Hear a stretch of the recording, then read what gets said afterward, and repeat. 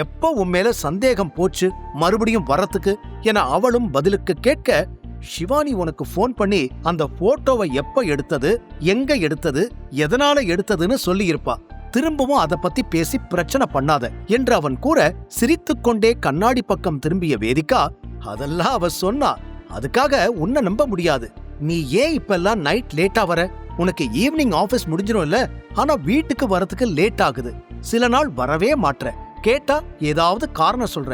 Office முடிஞ்ச அப்புறம் daily நீ எங்க போற என்று அடுத்த சந்தேகத்தோடு கேட்டாள் வேதிகா. நேத்து ஃப்ரெண்டு வீட்டுக்கு போயிருந்தேன்னு இப்பத்தானே சொன்னேன். அப்புறம் இன்னைக்கு வெளியில போக வேண்டிய வேலை இருந்துச்சு. அந்த இடம் இங்கிருந்து ரொம்ப தூரம், போயிட்டு வரதுக்கு லேட் ஆயிடுச்சு என்று சர்வா விளக்கம் சொல்ல, திரும்பி அவனை மேலும் கீழும் பார்த்த வேதிகா, இந்த டிரெஸ்ஸோட வெளியில வேலை விஷயமா நீ போன, அத நான் நம்பணுமா என்று மீண்டும் மீண்டும் அவனை சந்தேகத்துடனே கேட்க, என்னாச்சு உனக்கு? எதுக்கு இன்னைக்கு இவ்ளோ கேள்வி கேட்கிற? பதில் சொன்னாலும் திரும்ப திரும்ப கேள்வி கேட்டுக்கிட்டே இருக்க என்று அவளை ஒரு மாதிரியாக பார்த்தான் சர்வா. அதில் செய்யும் வேலையை நிறுத்திவிட்டு அவனை நிமிர்ந்து பார்த்த வேதிகா, நான் உன்னோட வைஃப், அதனால உன்னை கேள்வி கேட்க எனக்கு எல்லா உரிமையும் இருக்கு. நான் கேள்வி கேட்டா நீ பதில் சொல்லித்தான் ஆகணும் என்று அவள் கோபமாக கூற, சில நொடிகள் அவளையே பார்த்து கொண்டிருந்த சர்வா அவளை நெருங்கி வந்தான்.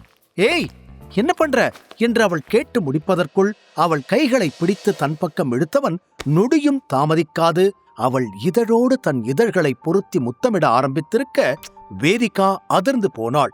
அவள் எவ்வளவோ கத்த முயன்றும் சர்வாவின் இதழ்கள் அவளது இதழ்களை மொத்தமாக சிறைபிடித்திருந்தது. சர்வாவின் செயலுக்கு வேதிகாவின் ரியாக்ஷன் என்ன?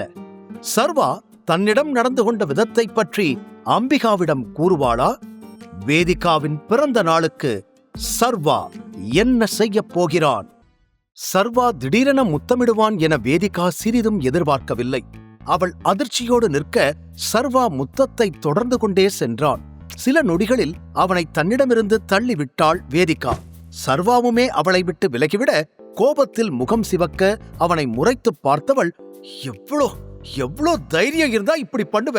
அன்னைக்கு தாத்தா முன்னாடி ஏதோ தெரியாம நடந்துச்சுன்னு உன்னை மன்னிச்சு விட்டா, இன்னைக்கு ஒரு லிமிட்ட கிராஸ் பண்ணிட்ட உன்ன என்று வேதிகா கோபத்தில் கத்திக்கொண்டே போக, ஹலோ மேடம், கூல் டவுன்.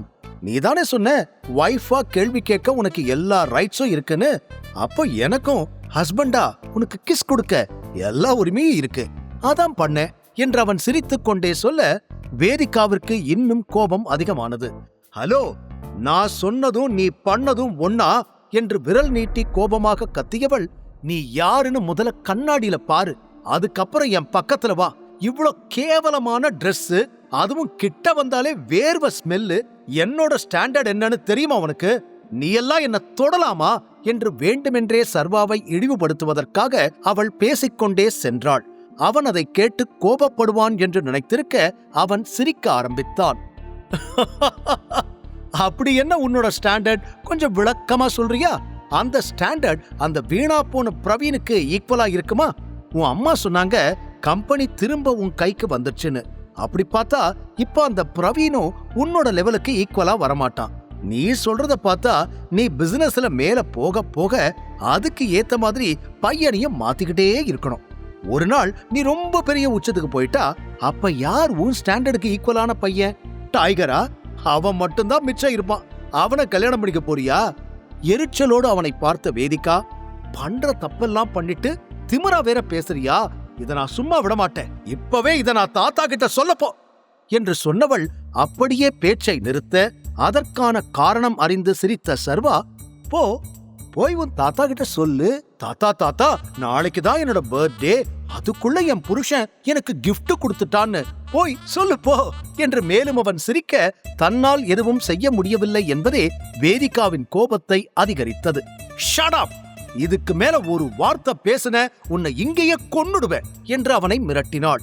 ஆனால் சர்வா நிறுத்தாமல் இன்னும் சிரித்துக்கொண்டே போக, வேதிகாவால் அதற்கு மேல் எதுவும் செய்ய முடியாமல் அவள் முகம் சுருங்கி போனது.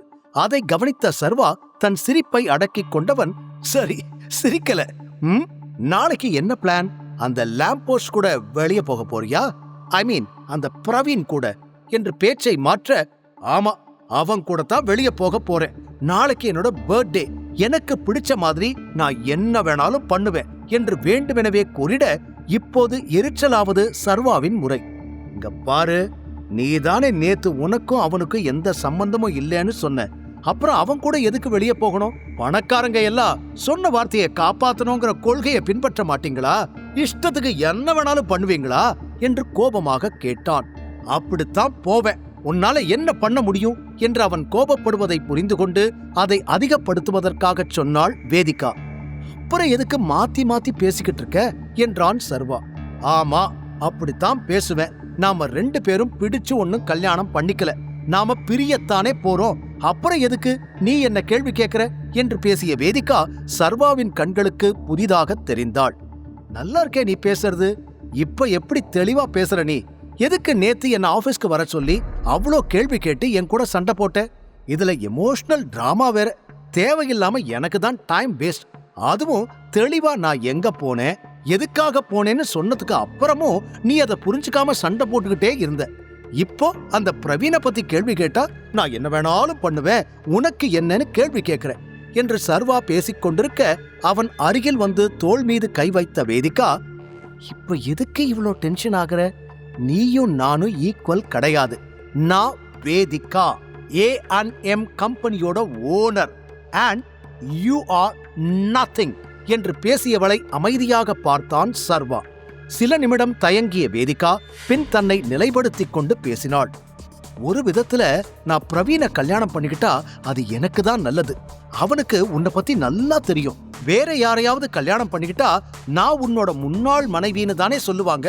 அது எனக்கு பிடிக்கல என்று மீண்டும் மீண்டும் சர்வாவை காயப்படுத்துவதற்காகவே அவள் பேச, அப்போ நமக்கு கல்யாணம் ஆனதுக்கு அப்புறமும் நீ இன்னொருத்தன் கூட அஃபேர்ல இருந்தேன்னு தெரிஞ்சா இந்த உலகம் உன்னை பாராட்டுமோ என்று அப்போதாவது அவளுக்கு புரிய வேண்டும் என சர்வா கேட்க, நீ என்ன வேணாலும் சொல்லு, பிரவீன் கிட்ட சோஷியல் ஸ்டேட்டஸ் இருக்கு, பணமும் இருக்கு, என்ன பத்தி யாரும் தப்பா பேசாம அவன் பாத்துக்குவான்.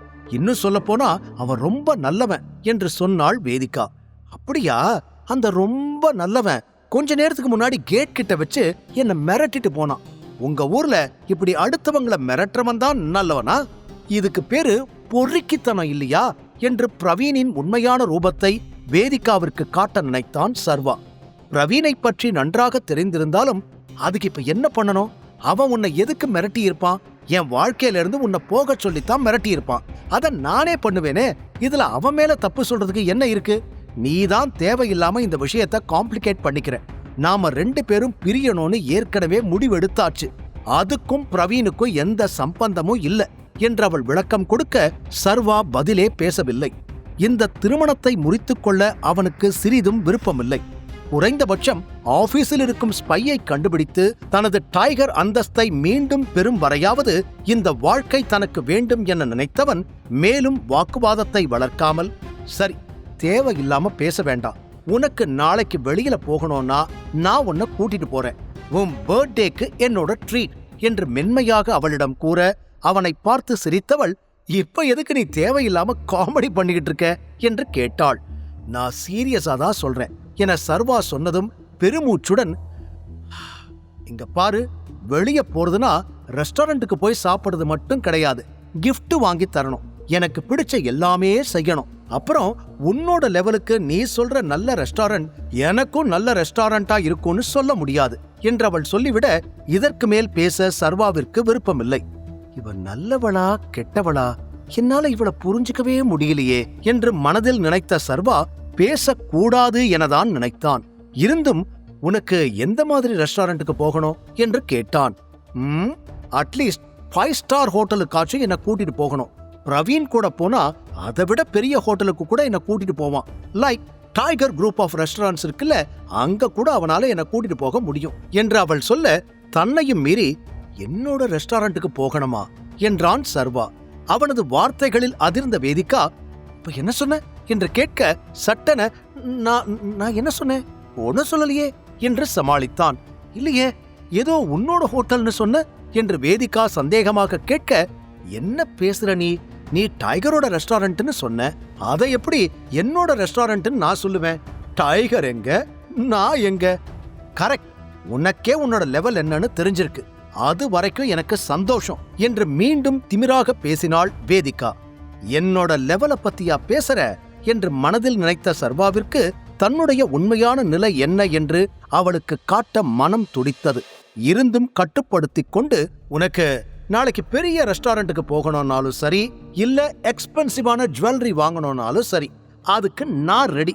நீ என்ன கேட்டாலும் நான் செய்யறேன். ஆனா அந்த பிரவீன் கூட மட்டும் நீ போக கூடாது என்று சர்வா இறுதியாக அவளிடம் கேட்டிருக்க, ஒரு நொடி யோசித்த வேதிகா, நோனோ, நான் பிரவீன் கூடவே போய்க்கிறேன், அவன்தான் பெஸ்ட் என்றாள். பிரவீனோடு செல்வதில் பெரிதாக அவளுக்கு விருப்பமில்லை என்றாலும் சர்வாவை காயப்படுத்த வேண்டும் என்பது மட்டுமே அப்போது அவளது நோக்கமாக இருந்தது. அவளுக்கு சர்வாவை பிடிக்காது, பிரவீனையும் பிடிக்காது. ஆனால் பிரவீனை வைத்து சர்வாவை வெறுப்பேற்றலாம் என்பது முதல் காரணம். முழு கதையையும் கேட்டு மகிழ பாக்கெட் FM ஆப்பை டவுன்லோட் செய்யுங்கள். லிங்க் டிஸ்கிரிப்ஷனில் கொடுக்கப்பட்டுள்ளது.